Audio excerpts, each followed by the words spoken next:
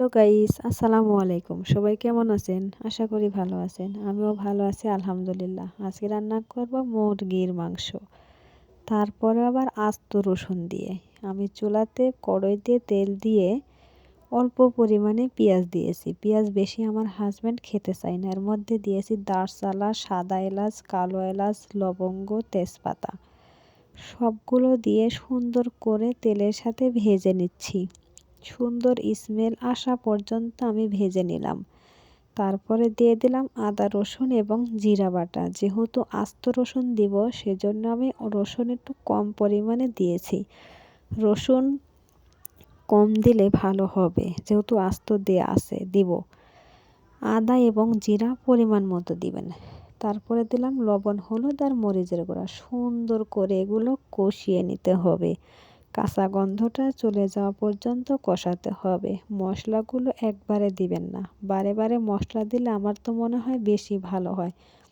এবারে দিলাম ধনিয়া গুঁড়া এবং ভাজা গরম মশলা গুঁড়া। ওগুলো দেওয়ার পরে দিলাম 3 পিস আস্ত রসুন। এগুলো দিয়ে আমি আরও 4 থেকে 5 মিনিট সুন্দর করে কষিয়ে নিব। এরকমভাবে রান্না করলে যে এত টেস্টি হয়, রান্না না করলে বুঝতেই পারবেন না। এবারে দিয়ে দিলাম পরিষ্কার করে ধুয়ে রাখা মুরগি। একটা মুরগি নিয়ে এসেছিল প্রায় 1 কেজি ওজন। এই মুরগিগুলো এবার পরিষ্কার করে ধুয়ে আমি দিয়ে দিলাম। সুন্দর করে নেড়ে চেড়ে মশলার সাথে মিশিয়ে নিয়েছি। এবার ঢাকনা দিয়ে ঢেকে সুন্দর করে কষিয়ে নিতে হবে। মাশাআল্লাহ, অনেক সুন্দর স্মেল বের হচ্ছে। কষানো মাংস কার কার পছন্দ বলেন? মাশাআল্লাহ, আমার অনেক কিন্তু পছন্দ। আমার কলিজার বন্ধুরা, আপনারা সব সময় অ্যাক্টিভ থাকবেন। আমিও আপনাদের সঙ্গে আছি। অ্যাক্টিভ না থাকলে পেজের রিচ এঙ্গেজমেন্ট দুটোর কোনোটাই বাড়বে না। দেখেন, মাংসগুলো কষানো প্রায় শেষের দিকে। এত সুন্দর স্মেল আসতেছে, মনে হচ্ছে 1 চামচ তরকারিতে 1 প্লেট ভাত 1 নিমেষেই শেষ হয়ে যাবে। যে মানুষ 1 প্লেট ভাত খায়, এরকম তরকারি হলে সে 2 প্লেট ভাত নিমেষেই খেয়ে ফেলবে। এত সুন্দর তরকারির স্মেল আসতেছে। কালারও মাশাআল্লাহ অনেক সুন্দর হয়েছে। বন্ধুরা, ধৈর্য সহকারে ভিডিওটি দেখে লাইক কমেন্ট শেয়ার করতে কিন্তু ভুলবেন না। বেশি বেশি লাইক কমেন্ট করবেন। আর ইউটিউব চ্যানেলও আছে, সেখানে সাবস্ক্রাইব করবেন আর ফেসবুকে ফলো দিয়ে দিবেন।